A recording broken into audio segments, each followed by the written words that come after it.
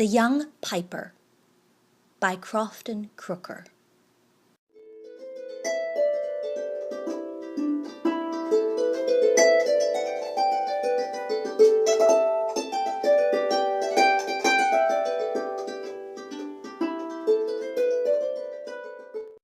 There lived not long since, on the borders of the county Tipperary, a decent, honest couple, whose names were Mick Flanagan and Judy Muldoon.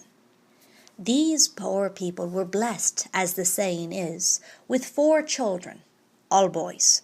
3 of them were as fine, stout, healthy, good-looking children as ever the sun shone upon, and it was enough to make any Irishman proud of the breed of his countrymen to see them about 1 o'clock on a fine summer's day, standing at their father's cabin door, with their beautiful flaxen hair hanging in curls about their head, and their cheeks like 2 rosy apples, and a big laughing potato smoking in their hand. A proud man was Mick of these fine children, and a proud woman too was Judy, and reason enough they had to be so. But it was far otherwise with the remaining one, which was the 3rd eldest. He was the most miserable, ugly, ill-conditioned brat that ever God put life into. He was so ill-thriven that he never was able to stand alone or to leave his cradle. He had long, shaggy, matted, curled hair as black as the soot. His face was of a greenish-yellow color. His eyes were like 2 burning coals, and were forever moving in his head, as if they had the perpetual motion. Before he was a 12-month-old, he had a full mouth of great teeth. His hands were like kite's claws, and his legs were no thicker than the handle of a whip, and about as straight as a reaping hook.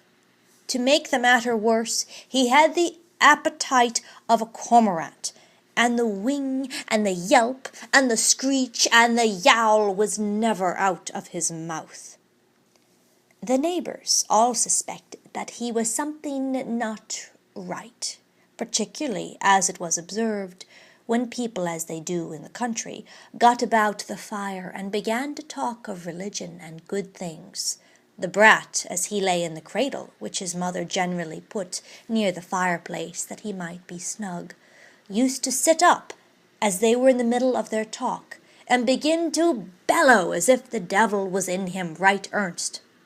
This, as I said, led the neighbours to think that all was not right, and there was a general consultation held one day about what would be best to do with him. Some advised to put him out on the shovel, but Judy's pride was up at that. A pretty thing indeed, that a child of hers should be put on a shovel and flung out on the dunghill just like a dead kitten or a poisoned rat. No, no, she would not hear to that at all. One old woman, who was considered very skilful and knowing in fairy matters, strongly recommended her to put the tongs in the fire and heat them red hot, and to take his nose in them, and that would beyond all manner of a doubt make him tell what he was and where he came from, for the general suspicion was that he had been changed by the good people. But Judy was too soft-hearted and too fond of the imp, so she would not give in to this plan, though everybody said she was wrong. And maybe she was, but it's hard to blame a mother. Well, some advised one thing and some another. At last one spoke of sending for the priest, who was a very holy and very learned man, to see it. To this Judy of course had no objection, but one thing or other always prevented her doing so, and the upshot of the business was that the priest never saw him. Things went on in the old way for some time longer, The brat continued yelping and yowling and eating more than his 3 brothers put together, and playing all sorts of unlucky tricks, for he was a mighty mischievously inclined, till it happened one day that Tim Carroll, the blind piper, going his rounds, called in and sat down by the fire to have a bit of a chat with the woman of the house. So after some time, Tim, who was no churl of his music, yoked on the pipes and began to bellows away in high style. When the instant he began, the young fellow, who had been lying as still as a mouse in his cradle, sat up, began to grin and twist his ugly face, to swing about his long tawny arms, and to kick out his crooked legs, and to show signs of great glee at the music. At last nothing would serve him but he should get the pipes into his own hands, and to humour him, his mother asked Tim to lend them to the child for a minute. Tim, who was kind to children, readily consented, and as Tim had not his sight, Judy herself brought them to the cradle, and went to put them on him. But she had occasion, for the youth seemed quite up to the business. He buckled on the pipes, set the bellows under one arm and the bag under the other, worked them both as knowingly as if he had been 20 years at the business, and lilted up the finest tune in the finest style imaginable. All were in astonishment. The poor woman crossed herself. Tim, who, as I said before, was dark and did not well know who was playing, was in great delight, and when he heard that it was a little child not 5 years old, that had never seen a set of pipes in his life, he wished the mother joy of her son, offered to take him off her hands if she would part with him, swore he was a born piper, a natural genius, and declared that in a little time more, with the help of a little good instruction from himself, there would not be his match in the whole country. The poor woman was greatly delighted to hear all this, particularly as what Tim said about natural genius quieted some misgivings that were rising in her mind, lest what the neighbours said about his not being right might be too true. And it gratified her, moreover, to think that her dear child, for she really loved the whelp, would not be forced to turn out and beg, but might earn decent bread for himself. So, when Mick came home in the evening from his work, she up and told him all that had happened, and all that Tim Carroll had said. And Mick, as was natural, was very glad to hear it, for the helpless condition of the poor creature was a great trouble to him. So next day he took the pig to the fair, and with what it brought, set off to Clonmel, and bespoke a brand new set of pipes of the proper size for him. In about a fortnight the pipes came home, and the moment the chap in his cradle laid eyes on them, he squealed with delight, and threw up his pretty legs, and bumped himself in his cradle, and went on with a great many comical tricks, till at last, to quiet him, they gave him the pipes, and he immediately set to and pulled away at a jig, to the admiration of all who heard him. The fame of his skill on the pipes soon spread far and near, for there was not a piper in the 6 next counties could come at all near him in the hare on the corn, or the fox hunter's jig, or the rakes of Cashel, or the piper's maggot, or any of the fine Irish jigs which make people dance whether they will or no, and it was surprising to hear him rattle away the fox hunt. You'd really think you heard the hounds giving tongue, and the terriers yelping always behind, and the huntsmen and the whippers in cheering or correcting the dogs. It was, in short, the very next thing to seeing the hunt itself. The best of him was, he was no ways stingy of his music, and many a merry dance the boys and girls of the neighbourhood used to have in his father's cabin, and he would play up music for them, that they said used, as it were, to put quicksilver in their feet, and they all declared they never moved so lightly and so airy to any piper's playing that ever they danced to. But besides all his fine Irish music, he had one queer tune of his own, the oddest that ever was heard, for the moment he began to play it, everything in the house seemed disposed to dance. The plates and porringers used to jingle on the dresser. The pots and pot-hooks used to rattle in the chimney, and people used even to fancy they felt the stools moving from under them. But, however it might be with the stools, it is certain that no one could keep long sitting on them, for both old and young always fell to capering as hard as ever they could. The girls complained that when he began this tune, it always threw them out in their dancing, and that they could never handle their feet rightly, for they felt the floor like ice under them, and themselves every moment ready to come sprawling on their backs or their faces. The young bachelors who wished to show off their dancing and their new pumps and their bright red or green and yellow garters swore that it confused them so that they never could go rightly through the heel and toe, or cover the buckle, or any of their best steps, but felt themselves always bedizzied and bewildered. And then old and young would go jostling and knocking together in a frightful manner. And when the unlucky brat had them all in this way, whirligigging about the floor, he'd grin and chuckle and chatter, for all the world like Jacko the monkey when he has played off some of his roguery.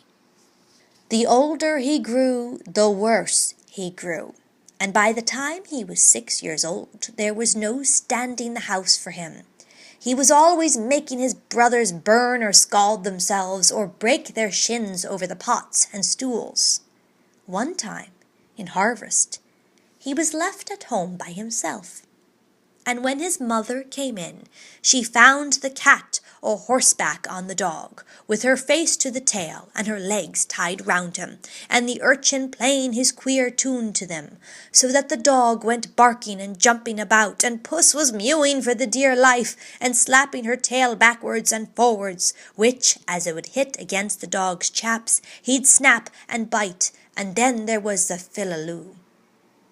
Another time, the farmer with whom Mick worked, a very decent, respectable man, happened to call in, and Judy wiped a stool with her apron and invited him to sit down and rest himself after his walk. He was sitting with his back to the cradle, and behind him was a pan of blood, for Judy was making pig's pudding. The lad lay quietly still in his nest, and watched his opportunity till he got ready a hook at the end of a piece of twine, which he contrived to fling so handily that it caught in the bob of the man's nice new wig, and soused it in the pan of blood.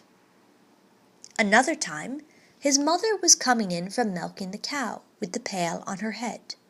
The minute he saw her, he lilted up his infernal tune, and the poor woman, letting go the pail, clapped her hands aside and began to dance a jig, and tumble the milk all atop of her husband, who was bringing in some turf to boil the supper.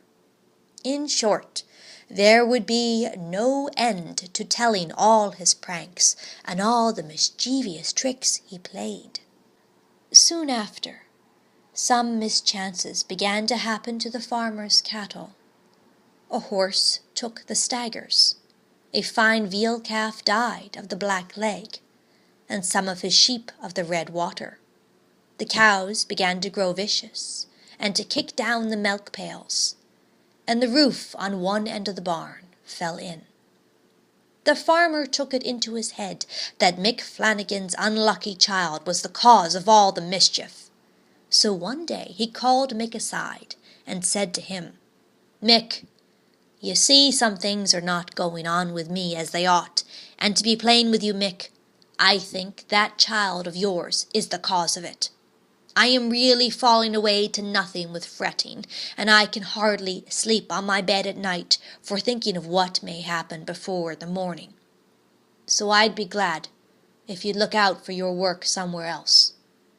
You're as good a man as any in the country, and there's no fear but you'll have choice of work." To this Mick replied that he was sorry for his losses, and still sorrier that he or his should be thought to be the cause of them. That for his own part he was not quite easy in his mind about that child, but he had had him, and so must keep him, and he promised to look out for another place immediately. Accordingly, next Sunday at chapel, Mick gave out that he was about leaving the work at John Riordan's, and immediately a farmer who lived a couple miles off, and who wanted a ploughman, the last one having just left him, came up to Mick, and offered him a house and garden, and work all the year round. Mick, who knew him to be a good employer, immediately closed with him. So it was agreed that the farmer should send a car to take his little bit of furniture, and that he should remove on the following Thursday. When Thursday came, the car came according to promise, and Mick loaded it, and put the cradle with the child and his pipes on the top, and Judy sat beside it to take care of him, lest he should tumble out and be killed. They drove the cow before them. The dog followed, but the cat was of course left behind. And the other 3 children went along the road, picking haws and blackberries, for it was a fine day towards the latter end of harvest. They had to cross a river, but as it ran through a bottom between 2 high banks, you did not see it till you were close on it. The young fellow was lying pretty quiet in the bottom of the cradle, till they came to the head of the bridge, when hearing the roaring of the water, for there was a great flood in the river, as it had rained heavily for the last 2 or 3 days, he sat up in his cradle and looked about him. And the instant he got sight of the water, and found they were going to take him across it, oh, how he did bellow and how he did squeal! No rat caught in a snap-trap ever sang out equal to him. "Whist, Alana," said Judy, "there's no fear of you. Sure it's only over the stone bridge we're going." "Bad luck to you, you old rip," cried he. "What a pretty trick you've played me to bring me here," and still went on yelling, and the farther they got on the bridge, the louder he yelled, till at last Mick could hold out no longer, so giving him a great scalp of the whip he had in his hand. "Devil choke you, you brat," said he. "Will you never stop bawling? A body can't hear their ears for you." The moment he felt the thong of the whip, he leaped up in the cradle, clapped the pipes under his arm, gave a most wicked grin at Mick, and jumped clean over the battlements of the bridge down into the water. "Oh, my child," shouted Judy. "He's gone forever from me." Mick and the rest of the children ran to the other side of the bridge, and looking over, they saw him coming out from under the arch of the bridge, sitting cross-legged on the top of a white-headed wave, and playing away on the pipes as merrily as if nothing had happened. The river was running very rapidly, so he was whirled away at a great rate, but he played as fast, aye, and faster than the river ran. And though they set off as hard as they could along the bank, yet as the river made a sudden turn round the hill, about 100 yards below the bridge, by the time they got there he was out of sight, and no one ever laid eyes on him more. But the general opinion was that he went home with the pipes to his own relations, the good people, to make music for them.